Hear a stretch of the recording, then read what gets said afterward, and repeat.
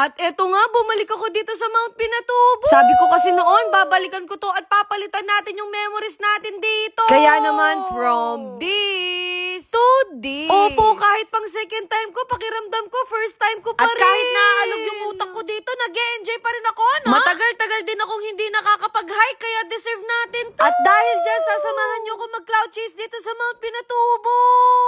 At eto nga, alauna pa lang ng madaling araw, nagising na ako. O, diba, hindi halatang walang tulog yan. Mas lamang kasi yung excited ko kaysa sa puyat ko. Lalo na ngayon na lang ulit ako nakapag-hike, kaya sinusulit ko.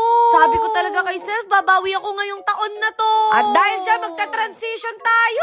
Huy, transitionist na siya. Siguro napapansin nyo, sobrang hilig kong mag-hike kasi ito yung pampatanggal ko ng stress. Kaya kapag nakita nyo umaakit ako sa bundok, alam nyo na. Pagpasok ko nga sa kwarto ni Bunso, naka-ready na siya. Yung mga ibang busita na nga lang yung hinihintay ko. At pagbaba ko nga, nandito na sila. Ready na talaga kami mag-cloud chase mamaya sa Mount Pinatubo. Aminin nyo, hindi halatang mga puyat kami, no? Sakto, dumating na yung service natin. Opo, hindi magdadrive ngayon si Bunso, kaya makakapagpahinga siya. Isang oras lang din naman yung biyahe papunta sa meeting point, kaya makakaidlip pa kami. Magcha-charge muna si self para hindi tayo maubusan ng battery. Kapag pa naman na-lowbat ako, hindi mo talaga ako makakausap. Medyo napaaga nga yung dating namin, kaya nakatulog pa yung mga kaibigan ko. O, diba? Morning person na talaga tayo ngayon. Meron din pala silang ipapasay na waiver bago tayo aakyat. Sa Lakbay-Gabay Adventure pala kami nagpa-arrange ng trip namin. Kaya kung gusto nyo rin umakyat, i-message nyo na lang sila. Every time na aakyat kayo, siguraduhin yung meron kayong tubig. Kasi kung wala, baka mahimatay kayo doon.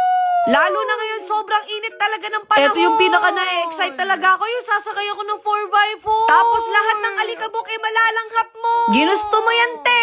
Buti na lang ready ako, kaya nagdala ako ng ganitong tela. Sobrang swerte nga namin kasi napakalamig ng panahon. Pero sigurado ako mamaya talaga sobrang init. Sa sobrang ganda ng view, para ako nasa Switzerland. Medyo masakit nga lang sa likod tong 4x4 kasi maalog talaga. Sa mga natatakot umakyat dyan, huwag kayong mag-alala kasi good for beginners to.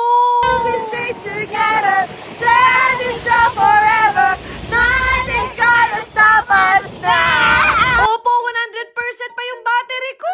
Nag-stop muna nga kami dito sa mala Toblerone nila na view. Sobrang natuwa nga ako kasi kahit yung mga Aita, nakilala nila tayo. Umabot din ng isang oras yung biyahe sa 4x4, kaya buti na lang hindi kami nagsukano. Nakakahiya naman kung gagawa pa kami ng kwento dito. At eto nga, sisimulan na natin yung trekking. Kaya daw tong akyatin ng isang oras, pero depende daw sa mga kasama mo. Pero dahil hindi naman kami nagmamadali, relax lang kami, no? Ayoko din kasi biglaan yung katawan ko, baka bigla tayong lagnatin bukas. Baka magtaka kayo, absent ako, wala akong post bukas. Wala pa nga 10 minuto, nagpa-piggyback na nga ako. Alam niyo naman, marami akong karten sa buhay, no? Nabibigla nga ako kasi every 10 minutes meron kaming nadadaanan na kainan. Literal na food trip na may konting high. Eto din kasi yung hanap buhay nila, kaya eto na lang yung way namin para tulungan sila.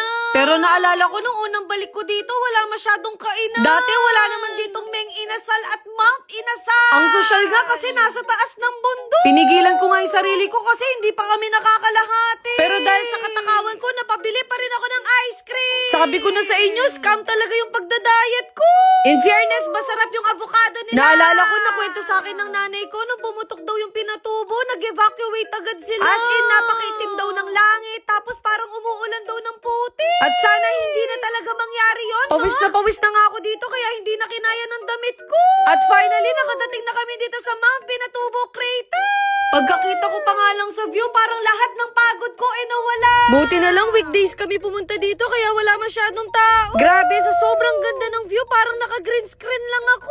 Siguro eto na yung sign para umakyat na rin kayo. Yung kaka-deserve mo na ubusan ka ng pera. Basta ang masasabi ko, napakaganda mo Mount Pinatubo. Isipin nyo, isa to sa mga God's creation.